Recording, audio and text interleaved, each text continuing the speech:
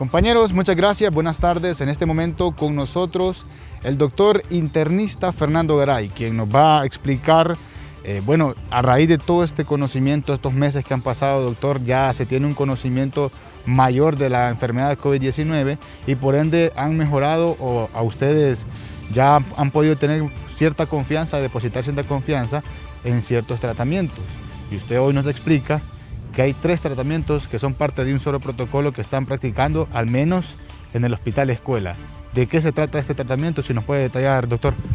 Sí, buenas tardes. El tratamiento actualizado, nosotros en el Hospital Escuela tenemos un protocolo que se ha estado actualizando y en la última actualización por parte de algunos colegas, incluyendo infectólogos, entonces estamos utilizando cuando el paciente llega 3 medicamentos básicos, que es la colchicina, que también la podemos utilizar en pacientes con gota, con una crisis de gota. Estamos utilizando la enoxaparina, que es una heparina de bajo peso molecular que nos ayuda mucho en el paciente con COVID.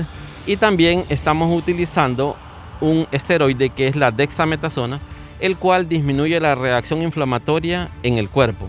Y generalmente este tipo de tratamiento lo damos por 10 días aproximadamente.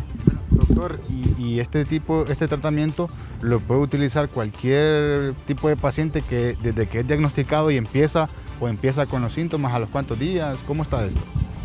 Ok, el paciente tiene que ser evaluado primeramente y al ser evaluado entonces lo diagnosticamos como COVID leve, COVID moderado o COVID severo.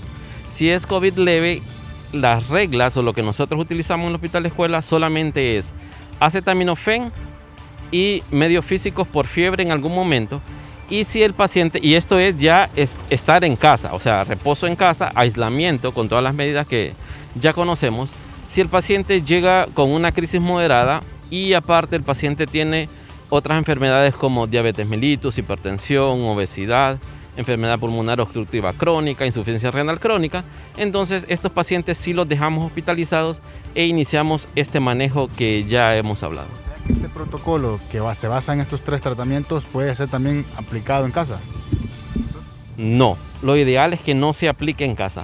Este tratamiento solo tiene que ser dado por un médico, por un facultativo, e idealmente tiene que estar hospitalizado el paciente. No puede recibirse esto en casa. Doctor, y una de las consultas, porque estamos hablando del principal centro hospitalario del país, el Hospital Escuela, referente entonces en la medicina nacional, ¿dónde quedaría ya a estas alturas el uso de la ivermectina, de la citromicina, que sabemos que hay muchos pacientes que de repente han tenido una reacción adversa ante estos tratamientos? Entonces, ¿en qué lugar quedarían este tipo de tratamientos actualmente, doctor?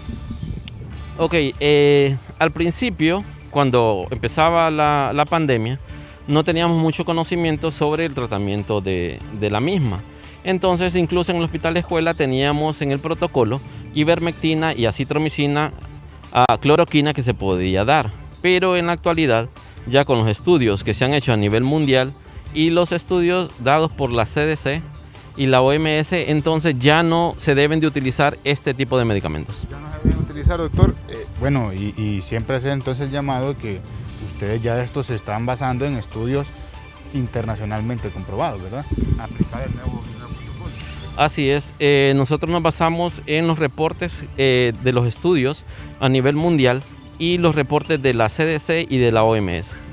Le agradecemos al internista Fernando Garay, quien nos detalla este protocolo que al menos en el Hospital Escuela se está implementado basado en 3 medicamentos y pues nos dice que actualmente el uso de la ivermectina, citromicina, zinc o cualquier otro medicamento como cloroquina, hidroxicloroquina, pues hasta el momento ya no se está aplicando, o bueno, tenemos entendido que nunca fue aplicado ahí en el Hospital Escuela, doctor, o nos dice usted que al principio, ¿verdad? Sí, al inicio de la pandemia sí se empezó a utilizar hasta que tuvimos resultados a nivel internacional, en lo cual ya nos demostraba que no tenía ningún uso. Muy bien. Ya escucharon ustedes, compañeros, con ustedes a Estudios Principales.